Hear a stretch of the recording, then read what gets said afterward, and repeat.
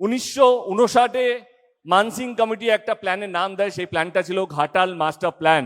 এই ফাইলটা প্রত্যেকটা দপ্তর, প্রত্যেকটা সরকারের প্রত্যেকটা টেবিলে ছিল, কিন্তু কেউ এই ফাইলটা পাস করেনি। যিনি পাস করেছেন তার নাম হচ্ছে মমতা ব্যানার্জি। এবারে যেই দল যে কথা দিয়ে কথা রাখে, সে কেন জিতবে না? তাকে তো জেতানো উচিত। সে শুধু ভোট নিয়ে চলে যায়নি, সে আপনাদের পাশে থেকে আপনাদের কথা দিয়ে কথা রেখেছে।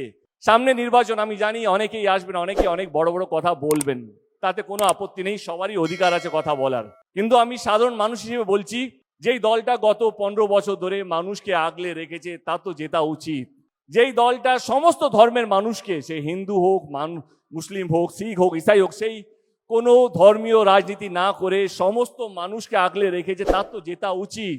যেই মানুষটা শুধু উন্নয়নে কাজ করে গেছে, মানুষকে ভালো রাখার চেষ্টা করে গেছে, সে কন্যাশ্রী হোক, রূপশ্রী হোক, অনেকগুলো প্রকল্পের মাধ্যমে, সে কোনোদিনও দেখেনি এই মেয়েগুলো তার বাবা মারা কোন দল করে, বা ওই বাড়িটা, যেই বাড়িটা আজকে অনেকগুলো বাড়ি অনেক মানুষ পেয়েছে, তারা কোন দল করে, তারা সিপিএম করে না, কংগ্রেস করে না, তারা টিএমসি করে, সেইটা দেখেনি। তিনি শুধু মানুষের ভালো করার চেষ্টা করে গেছেন।